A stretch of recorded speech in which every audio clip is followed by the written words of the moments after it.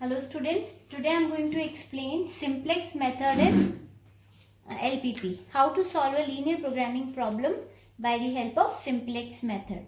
Okay, for this I have taken a question, maximize z 20x1 plus 30x2. This is our objective function. Objective function says maximize z. Okay, so our objective is to maximize. Next is subject to, we are given three constraints, 3x1 plus 3x2 less than equals to 36 and so on. And the third one is x1 and x2 is greater than equals to 0. This is a non-negativity condition. Okay. So x1 here is tables and x2 here is chairs. तो सबसे पहले simplex का question solve करने के लिए what we need to do is we need to convert these inequalities into equalities. कैसे convert करेंगे? देखिए, पहला जो कॉन्स्टेंट है इसको मैं कैसे लिख रही हूँ, 3x1 प्लस 3x2, यहाँ पे लेस देन इक्वल्स टू का साइन है. इसका मतलब क्या है, 3x1 plus 3x2 less than equals to 36. m1 machine constant ये ऐसे बोलता है कि आप जो m1 मशीन है उसको 36 आवर्स से ज़्यादा यूज़ नहीं कर सकते हो. It should be either equals to और लेस देन 36 आवर्स. तो अब मैं क्या कर रही हूँ, यहाँ पे आई एम एडिंग s1 और फिर मैं यहाँ पे इक्वल्स टू का साइन लगाती हूँ. Then I will write 36. Okay, इसका मतलब मैंने यहाँ पे प्लस s1 क्यों किया, because this term is less than और इक्वल टू 36. मतलब ये वाली जो टर्म है 36 से कम है या बराबर हो सकती है. बराबर है तो s1 का मतलब 0 है, और अगर कम है तो यहाँ पे s1 की कोई वैल्यू आ जाएगी. और हम ऐसा बोल सकते हैं कि s1 किसको डिनोट करता है, s1 को हम बोलते हैं स्लैक वेरिएबल. इसका मतलब है स्लैक वेरिएबल किसको डिनोट करते हैं, आइडियल कैपेसिटी. अच्छा, अगर ये 3x1 प्लस 3x2 की जो x1 और x2 की वैल्यू पुट करने पे वैल्यू सपोज आती है 34 आवर्स, लेकिन आप कितना यूज़ कर सकते हो, मैक्सिमम 36. तो आइडियल कैपेसिटी कितनी है जो आप यूज़ नहीं कर रहे हो, 2 आवर्स. तो s1 s2 s3, अब हम यहाँ पे जो स्लैक वेरिएबल्स ऐड करेंगे वो किसको डिनोट करते हैं, आइडियल कैपेसिटी को. ओके, s1 हमने यहाँ ऐड कर दिया. अब हम सेकेंड स्टार्ट करते हैं. 5x1 plus 2x2 plus s2 is equals to 5050. Then s1 ऊपर ऐड कर दिया तो इसमें हम s2 ऐड करेंगे. Next 2x1 plus 6x2 plus s3 is equals to 6060. तो ये हमने क्या किया, तीनों इनइक्वालिटीज को इक्वालिटीज में कन्वर्ट करा. कैसे, by adding slack variables. Okay, now अभी हम इसको एक प्रॉपर फॉर्म में लिखते हैं, जिसे मैं बोलती हूँ स्टेप 1. ओके, स्टेप 1 में देखिए आपको क्या करना है, ध्यान से देखिएगा सब जने. Maximize z is equals to what is our objective function, 20x1 plus 30x2. हमें क्या करना है, हमारे कॉन्स्टेंट्स में जो भी वेरिएबल्स होते हैं वो सारे वेरिएबल ऑब्जेक्टिव फंक्शन में होने चाहिए. जैसे अभी तक यहाँ पे x1 और x2 ही थे तो यहाँ पे दिख रहा है x1 x2, लेकिन अब हमने नए वेरिएबल्स ऐड किए हैं s1 s2 s3, तो ये तीनों वेरिएबल्स भी हमारे ऑब्जेक्टिव फंक्शन में होने चाहिए. तो ऑब्जेक्टिव फंक्शन में हम इनको विथ 0 कोएफिशिएंट लिखेंगे. वाई, देखो ये आइडियल कैपेसिटी शो कर रहे हैं स्लैक वेरिएबल्स. ठीक है, तो आइडियल कैपेसिटी शो कर रहे हैं तो क्या ये कुछ प्रॉफिट में कंट्रीब्यूट करेंगे, नहीं करेंगे. तो इससे हमारे ऑब्जेक्टिव फंक्शन पे कोई इफेक्ट नहीं आएगा. इसलिए हम इसको किसके साथ लिखते हैं, 0 के साथ. 0s1 0s2 and 0s3. Then मैंने क्या किया, जो तीन वेरिएबल्स मैंने नीचे ऐड किए थे उन तीनों को विद 0 कोएफिशिएंट ऑब्जेक्टिव फंक्शन में लिख दिया. 0 कोएफिशिएंट इसलिए लिया because they are not contributing anything in the profit. Next, अब कॉन्स्टेंट्स को भी हम फिर से लिख देते हैं, subject to constants. First is 3x1 plus 3x2 plus s1. Okay, यहाँ पे s1 है, s2 s3 नहीं है. ठीक है, तो हम क्या करते हैं, s2 s3 के लिए 0s2 0s3 लिख देते हैं. इसका मतलब यही है कि यहाँ पे इस इक्वेशन में ओनली s1 ही है, s2 s3 नहीं है. लेकिन केवल एक यूनिफॉर्मिटी बनाने के लिए मैं 0 के साथ इनको लिख रही हूँ. Next 5x1 2x2. ओके, यहाँ पे s1 नहीं है तो 0s1, यहाँ पे s2 है एंड यहाँ पे 0s3. s2 था तो s2 लिख दिया, बाकी 0s1 and 0s3. equals to 5050. Third is 2x1 plus 6x2, 0s1, 0s2 and s3, that is 1s3 and 60. Okay, यहाँ पे ओनली s3 था तो हमने s3 लिख दिया है और s2, s1 और s2 के साथ 0 लगा दिया है. Now our non-negativity condition will be x1, x2, s1, s2, s3.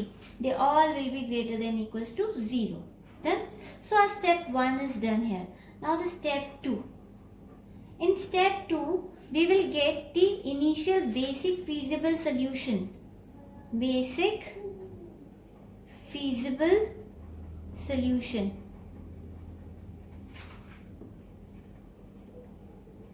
Then basic feasible solution क्या होता है? Where there is no production and no profit. अभी हम ये अज्यूम करते हैं कि मैं कुछ भी प्रोड्यूस नहीं कर रही हूँ. मैं x1 भी 0 प्रोड्यूस कर रही हूँ, x2 भी 0 प्रोड्यूस कर रही हूँ, मैं चेयर्स भी नहीं प्रोड्यूस कर रही हूँ, टेबल्स भी नहीं प्रोड्यूस कर रही हूँ. तो उससे क्या होगा? अच्छा, सपोज यहाँ पे x1 0 है, no tables no chairs.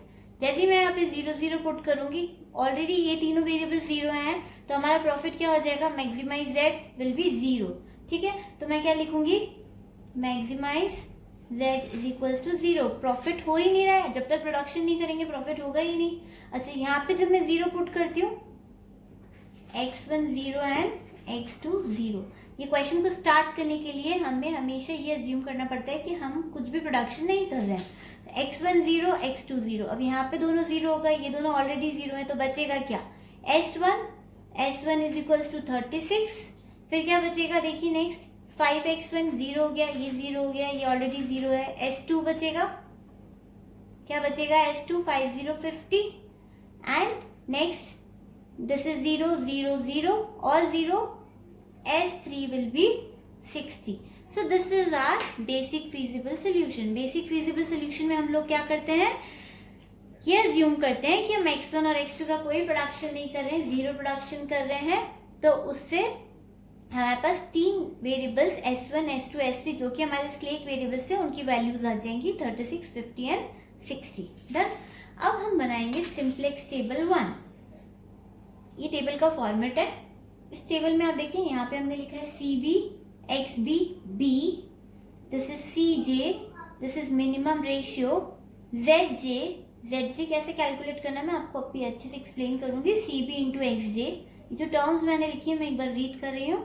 del J is equals to CJ minus ZJ. Okay, अब आपको क्या करना है? सबसे पहले अपना ऑब्जेक्टिव फंक्शन देखना है.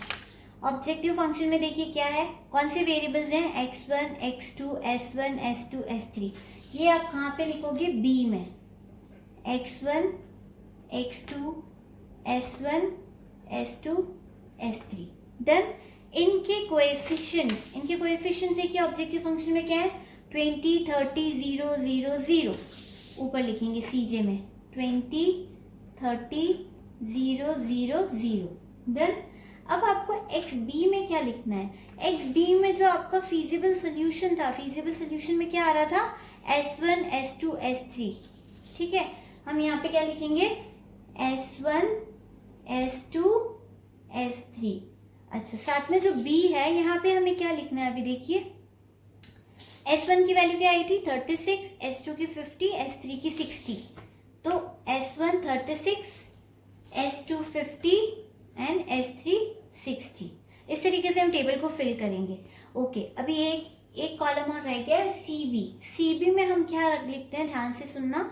CB में हम लिखते हैं हमारे जो ऑब्जेक्टिव फंक्शन में वेरिएबल्स के कोएफिशिएंट. देखिए यहाँ पे S1 का कोएफिशिएंट क्या? 0, S2 का 0, S3 का 0. ये S1 का कोएफिशिएंट 0, S2 का 0 एंड S3 का 0. इस तरीके से हमने 0 0 0 कोएफिशिएंट्स लिख दिए. अब बाकी की टेबल कैसे फिल करनी है? ये जो मैंने आपको डेटा यूनिफॉर्म वे में लिखवाया, क्यों लिखवाया? बिकॉज ये हमें हेल्प करेगा टेबल को फिल करने में. देखिए, फर्स्ट कांस्टेंट क्या बोलता है? 3x1, 3x2, 1s1, 0s2, 0s3. तो I am going to write it in this way, 3 3 1 0 0. 3 3 1 0 0. Our next constant is 5 2 0 1 0. 5 2 0 1 0. Next is 26001, 26001। अच्छा, अब इस टेबल को देख के हमें क्या पता चल रहा है, देखिए ये जो हमारे वेरिएबल्स हैं S1 S2 S3, ठीक है, ये जो वेरिएबल्स हैं ये क्या बना रहे हैं, आइडेंटिटी मैट्रिक्स फॉर्म कर रहे हैं। आइडेंटिटी मैट्रिक्स क्या होती है, जहां पे डायगोनल पे 1 1 है, बाकी सब जगह 0 आएगा। ओके, अब ये आइडेंटिटी मैट्रिक्स वही वेरिएबल्स बनाएंगे जो आपके सोल्यूशन में होंगे, फीजिबल सोल्यूशन में। यहाँ पे देखिए फीजिबल सोल्यूशन में क्या है, S1 S2 S3, यहाँ पे क्या है S1 S2 S3, तो ये तीनों क्या बना रहे हैं, आइडेंटिटी मैट्रिक्स। ऐसे जब हम नेक्स्ट टेबल्स बनाएंगे उसमें भी मैं आपको दिखाऊंगी, जो यहाँ पे सोल्यूशन में वेरिएबल्स होंगे वही यहाँ पे आइडेंटिटी मैट्रिक्स बनाएंगे। नेक्स्ट, अच्छा नेक्स्ट, अब ये जो कॉलम हमने बनाया है यहाँ पे, ये जो ZJ is equals to CB into XJ, ये कैसे कैलकुलेट करते हैं, ध्यान से देखिए आप लोग। CB इंटू XJ, XJ मतलब X1 X2 X3 likewise. Okay, अभी ये CB है 0 into 3 plus 0 into 5 plus 0 into 2, तो 0 into 3 is 0 plus 5 into 0 is 0 plus 2 into 0 is 0, so total here will be 0। ऐसा हम इस कॉलम के लिए भी करेंगे, 0 0 0। देन अब 3 इंटू 0 इज 0, 2 इंटू 0, क्योंकि हमारे पास अभी यहाँ पे तीनों 0 ही हैं, तो हमें क्या करना है, इसको इससे मल्टीप्लाई करना है, add this into this, add this into this, so यहाँ पे सारे 0 आने वाले हैं। अब ZJ आ गया। नेक्स्ट देखिए हमने कॉलम में क्या लिखा है, डेल जे। डेल जे कैसे आता है, CJ माइनस ZJ। अब CJ में से आपको ZJ माइनस करना है, यहाँ पे आप डैश लगा दीजिए एक बार, क्योंकि यहाँ पे कोई वैल्यू नहीं होती, इसको नहीं करते।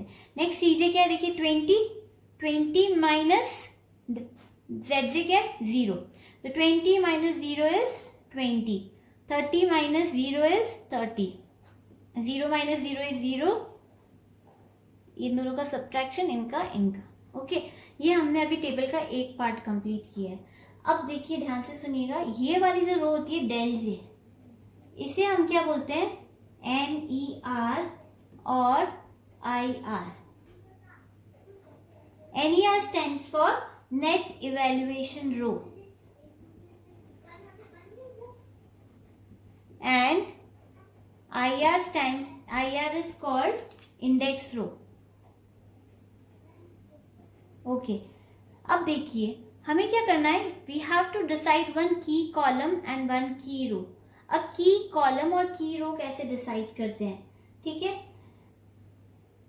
ये जो क्वेश्चन है ये ऑप्टिमल तब होगा जब ये जो हमारी नेट इवैल्यूएशन रो है, यहाँ पे सारी वैल्यू 0 या नेगेटिव हो जाएंगी। अभी यहाँ पे देखिए 0 तो 3 में है, लेकिन यहाँ पे 2 पॉजिटिव वैल्यूज हैं। जब तक ये सारी 0 और नेगेटिव नहीं हो जाती हैं तब तक हमारा क्वेश्चन ऑप्टिमल नहीं है। तो अभी यहाँ पे हमारे पास 2 पॉजिटिव वैल्यूज हैं, हम कौन सी वैल्यू को सिलेक्ट करेंगे, यहाँ पे हाईएस्ट पॉजिटिव वैल्यू को। हाईएस्ट पॉजिटिव क्या है इन दोनों में से, 30। अच्छा, ऐसा कब होता है, देखो आपको अपना ऑब्जेक्टिव फंक्शन देखना होता है। हमारा ऑब्जेक्टिव फंक्शन क्या है, मैक्सिमाइजेशन। तो मैक्सिमाइजेशन के केस में NER में क्या होनी चाहिए, all values should be either 0 और नेगेटिव। लेकिन जब हम मिनिमाइजेशन का क्वेश्चन करेंगे तो उसमें सिचुएशंस ऑपोजिट होंगी, 0 और पॉजिटिव होनी चाहिए। देन यहाँ पे हम क्या कर रहे हैं, मैक्सिमाइजेशन के केस में all values in NER should be 0 और नेगेटिव फॉर ऑप्टिमल सोल्यूशन। अभी यहाँ पे देखिए 2 वैल्यूज पॉजिटिव है, तो दोनों में से हाईएस्ट पॉजिटिव को सिलेक्ट करो। तो ये वाला जो कॉलम है हमारे लिए क्या कहलाएगा, की कॉलम। क्या बोलेंगे हम इसको, की column.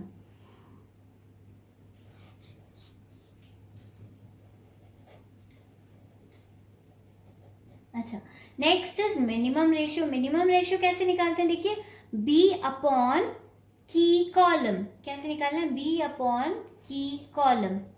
Now you all know what is the key column in our question, x2. So I will write B upon x2. So what is the value? B की value क्या है, 36 and x2 is 3. 36 upon 3 is 12. 50 upon 2 is 25. 60 upon 6 is 10. Okay, तो इस तरीके से हमने क्या करी है, एक बार मैं यहाँ पे I'm going to write it here. 36 upon 3. Next is 50 by 2 and 60 by 6.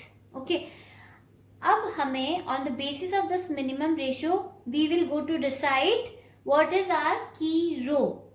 For key row क्या होती है, यहाँ से आपको क्या देखना है, मिनिमम पॉजिटिव वैल्यूज. हमें क्या ढूंढनी है यहाँ से, मिनिमम पॉजिटिव. तीनों पॉजिटिव है, ठीक है. इन तीनों में से मिनिमम वैल्यू कौन सी है, ये वाली, this one. So this is our key row. ये फिक्स है. ये मिनिमाइजेशन का क्वेश्चन हो या मैक्सिमाइजेशन का क्वेश्चन हो, यहाँ पे हम हमेशा कौन सा रेशियो सिलेक्ट करेंगे, minimum positive. So minimum positive here is 10. Okay, now we have to decide the key element. ये क्या है, key row, sorry key column, and this is key row. इन दोनों का इंटरसेक्शन पॉइंट क्या है, this 6. So this intersection point is known as key element. Done. So here we have completed table 1. Now we will go to table 2. Okay, अब table 1 से table 2 हम कितनी tables बनाएंगे, किस पे डिपेंड करता है. जब तक ये वैल्यू 0 और नेगेटिव नहीं हो जाएंगी तब तक हम टेबल्स बनाते जाएंगे, ठीक है.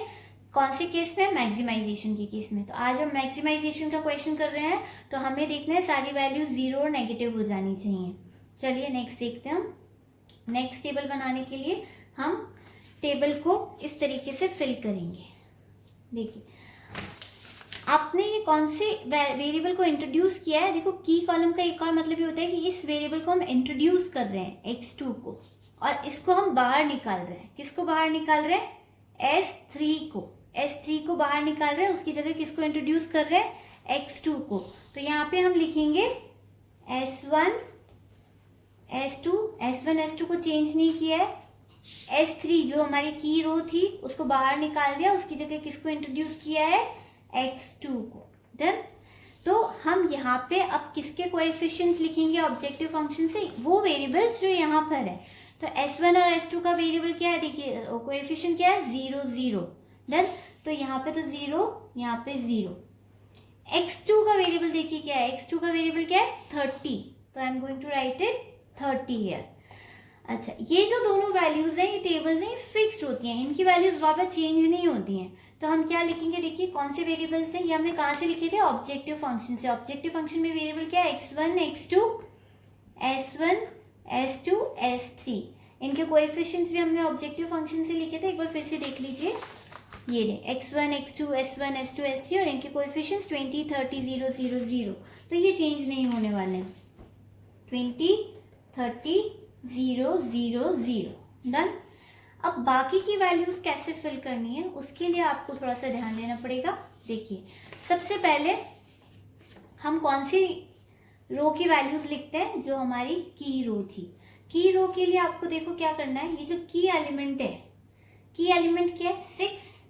की एलिमेंट से बाकी सारी वैल्यूज को डिवाइड कर दो. तो मैं क्या करने वाली हूँ, सबसे पहले S3 की जगह x2 लिखा था, तो इस x2 की वैल्यूज को फिल करने वाली हूँ. कैसे फिल करना है ये समझना है आपको. 60 जो की रो है उसको की एलिमेंट से डिवाइड करिए. 60 divided by 6 is 10. 2 divided by 6 is 1/3. 6 divided by 6 is 1. Next 0 upon 6 is 0. 0 upon 6 is 0 and 1 upon 6 is 1/6. सो एक रो की वैल्यू आ गई है. नेक्स्ट वी हैव 2 मोर रोज. तो ये तो की रो थी, की रो की वैल्यू कैसे निकालनी है, की रो की जगह पे जो रो आई है उसको की एलिमेंट से डिवाइड कर दिया. बाकी 2 रोज के लिए आपको एक फॉर्मूला है वो यूज करना है. मैं उस फॉर्मूले को यहाँ पर लिखती हूँ अभी. Formula is new number is equals to old row minus corresponding element in key row into corresponding element in key column divided by key number or key element. Then this was the key element, or we can call it key number sometimes. So this is key element or key number. Then so this is our formula. Okay, बाकी की जो दो रोज हैं इनके लिए हम इस तरीके से वैल्यू निकालेंगे. पहले मैं इस R1 के लिए कैलकुलेशंस कर रही हूँ. ठीक है, R1 मतलब कौन सा वेरिएबल है यहाँ पे, S1. तो फॉर्मूला क्या बोलता है, और ओल्ड रो में देखिए क्या क्या दिया हुआ है, 36 3 3 1 0 0. तो यहाँ पे लिख देते हैं एक बार, 36 3 3 1 0 0 माइनस, सब तरफ माइनस के साइन लगा दीजिए. करस्पॉन्डिंग एलिमेंट इन की रो. ठीक है, की रो कौन सी थी, ये वाली की रो थी. इसके लिए वैल्यूज कैलकुलेट कर रहे हैं. इसके करस्पॉन्डिंग की रो में क्या वैल्यू देखिए, 36 के करस्पॉन्डिंग वैल्यू क्या है, 60. 3 के करस्पॉन्डिंग वैल्यू क्या है, 2. अगेन 3 की करस्पॉन्डिंग वैल्यू क्या है, 6. 1 की करस्पॉन्डिंग वैल्यू क्या है, 0. 0 की करस्पॉन्डिंग वैल्यू है 0 एंड 0 की करस्पॉन्डिंग वैल्यू है 1 इंटू क्या बोलते हैं नेक्स्ट, देखिए करस्पॉन्डिंग एलिमेंट इन की कॉलम. की कॉलम ये था. यहाँ पे देखिए की कॉलम में हम किसके लिए वैल्यूज कैलकुलेट कर रहे हैं, इस वाली रो के लिए. इस रो के करस्पॉन्डिंग की कॉलम में क्या वैल्यू है, 3. देखिए ये की कॉलम है, हम इसके लिए वैल्यू कैलकुलेट कर रहे हैं R1 के लिए. तो R1 के लिए देखिए करस्पॉन्डिंग एलिमेंट क्या है, 3. तो सब जगह क्या आ जाएगा, 3.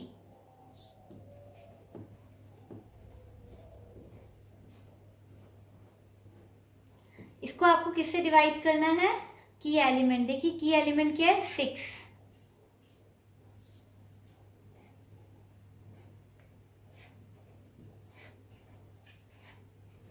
देन अब हम इनकी वैल्यूज कैलकुलेट करते हैं. तो देखिए वैल्यू कैलकुलेट करने पे कितनी आ रही है, यहाँ पे आपके पास आएगा 6. Next is 2 into 3 divided by 6. जो वैल्यू आएगी 3 में से माइनस करेंगे तो वैल्यू आ रही है 2. Next is 0. Next is 1 and 0. Next is -1/2. Okay, इस तरीके से हमने अभी कौन सी वाली वैल्यूज कैलकुलेट करी है, R1 की. तो R1 में मैं ये वैल्यूज पुट कर देती हूँ. 6 2 0 1 0 -1/2. डन. ये हमने वैल्यूज कैलकुलेट करी R1 के लिए. अब हम कैलकुलेशंस करेंगे R2 के लिए. ठीक है, तो R2 के लिए यहाँ पे हम कैलकुलेशंस कर देते हैं और we can do it on here. R2 के लिए देखिए फॉर्मूला वही रहेगा, ओल्ड रो क्या है, 55 2 0 1 0. 55 2 0 1 0. सो 55 2 0 1 0 माइनस करना है हमें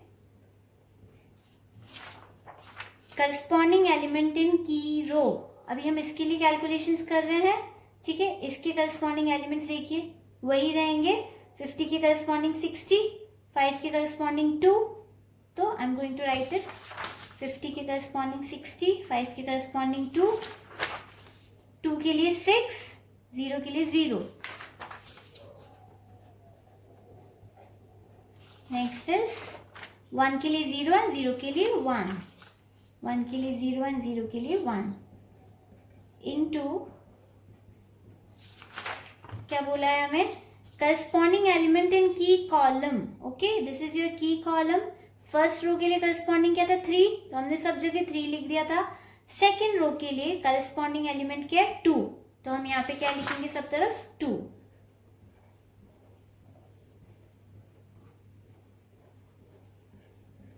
डिवाइडेड बाय की एलिमेंट देखिए क्या था, 6.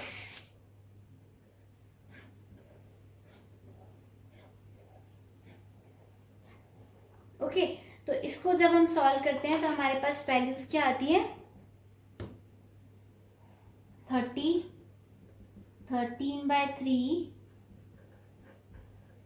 0 0 1 माइनस 1/3। इन वैल्यूज को मैं इस टेबल में लिख रही हूँ। सेकेंड रो की वैल्यूज क्या हो जाएंगी, 30, 13/3,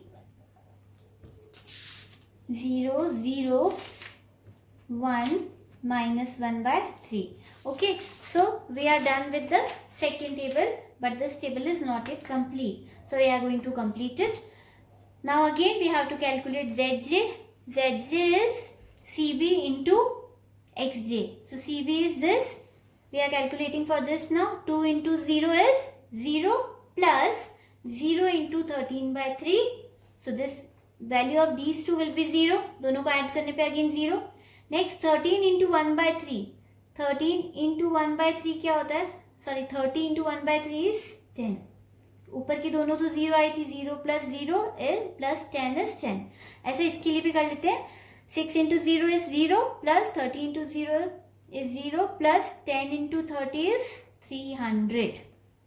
next 0 into 0 plus 0 into 0 plus 30 into 1 is 30. Next 0 into 1 is 0 plus 0 into 0 is 0 plus 30 into 0 is 0. Again यहाँ पे ये दोनों 0, ये 0, ये 0, so value will be 0.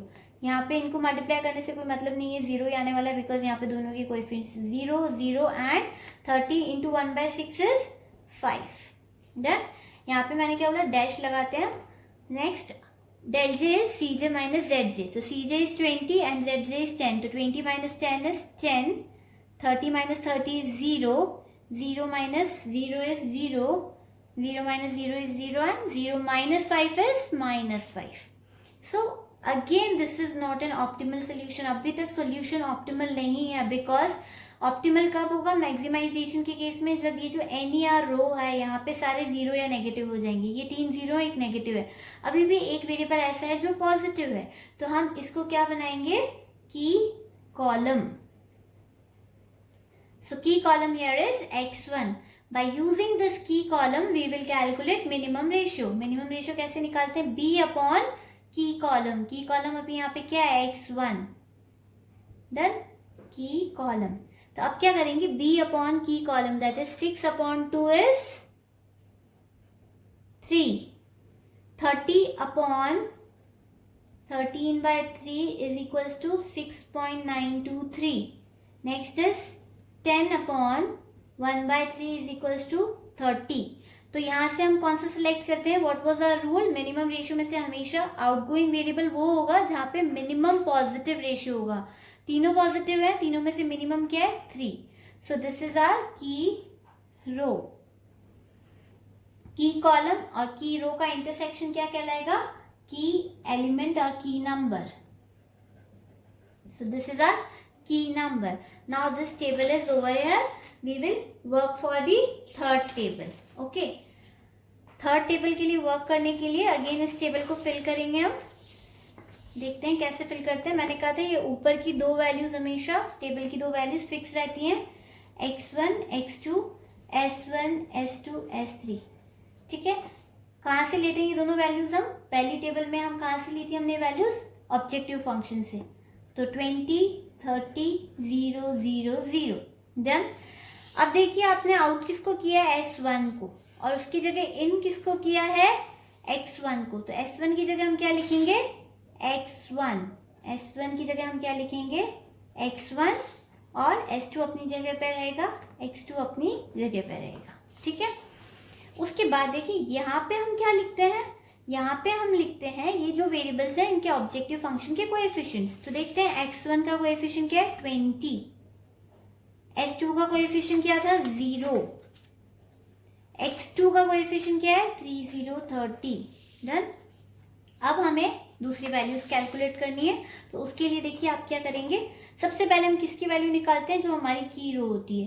की रो यहाँ पे देखिए कौन सी है, this is our key row. की रो की वैल्यूज, न्यू वैल्यूज कैसे आती हैं, की रो को सिंपली की एलिमेंट से डिवाइड कर दो. तो 6 divided by 2 is 3. 2 divided by 2 is 1. 0 divided by 2 is 0. 1 divided by 2 is 1/2.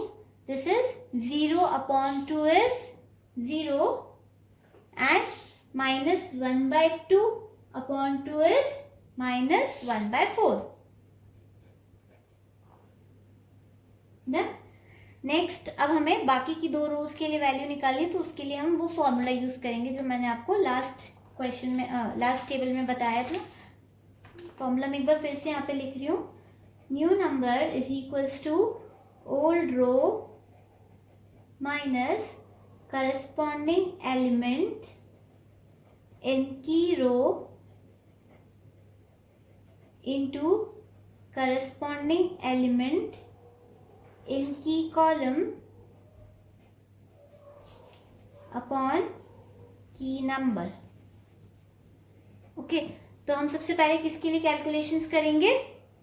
We will calculate for, ये वाला रो ऑलरेडी डन हो चुका है R2 के लिए, मतलब ये जो S2 वाला वेरिएबल है इसके लिए हम वर्किंग करेंगे। तो मुझे क्या लिखनी है? ओल्ड रो। अब ओल्ड रो कहाँ से लोगे? सिंप्लेक्स टेबल 2 से। 2 के लिए 1 से लिया था, 3 के लिए 2 से लोगे। ठीक है, तो वैल्यूज क्या लिखिए? 30, 13/3, नेक्स्ट इज 0, 0, 1 -1/3। तो ओल्ड रो में हम क्या लिखेंगे? 30, 13/3, 0, 0, 1 -1/3। डन। हमने सारी वैल्यूज ओल्ड रो की लिखी है। अब मुझे क्या चाहिए? माइनस का साइन लगा देते हैं और ब्रैकेट ओपन कर देते हैं। करस्पॉन्डिंग एलिमेंट इन की रो, देखिए इसके ये की रो है, इसके करस्पॉन्डिंग इसमें क्या वैल्यू है? 30 के करस्पॉन्डिंग 6, 13/3 के करस्पॉन्डिंग 2, 0 के करस्पॉन्डिंग 0, 0 के करस्पॉन्डिंग 1, 1 के करस्पॉन्डिंग 0, -1/3 के लिए -1/2। इसका मतलब कुल मिला के हम कौन सी रो लिखने वाले हैं? की रो लिखने वाले हैं।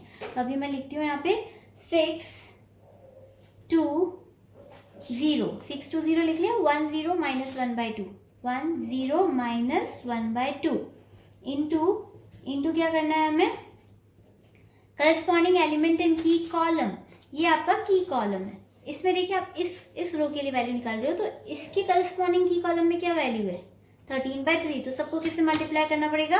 13/3 से। सिंप्लेक्स थोड़ा लेंथी प्रोसीजर है, इसको सीखने के लिए पेशेंस चाहिए। तो अच्छे से सीखिए, ध्यान से देखिए, वीडियो को बार बार देखिए, आपको समझ में आ जाएगा। डिवाइड किससे करना है? की नंबर से। की नंबर क्या है यहाँ पे? देखिए 2।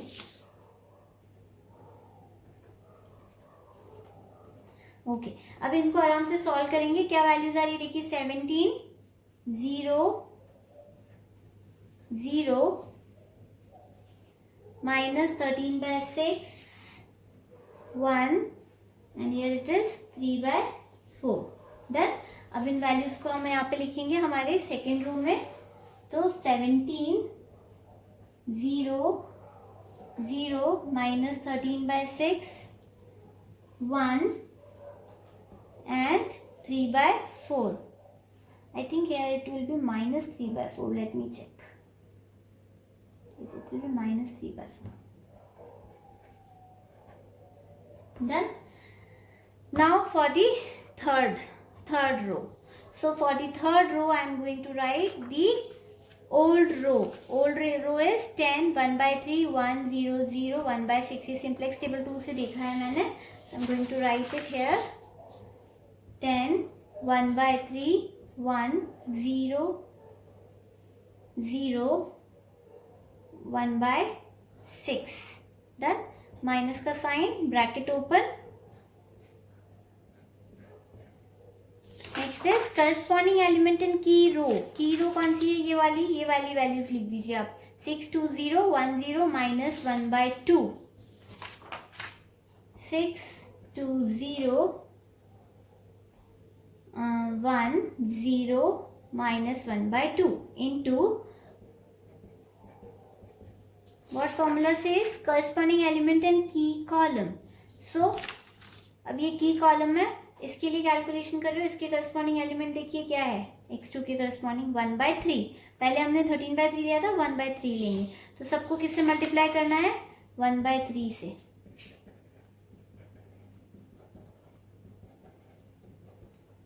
और इन सबको डिवाइड करना है आपको की एलिमेंट से। की एलिमेंट हमारा क्या था सेकेंड टेबल में? 2।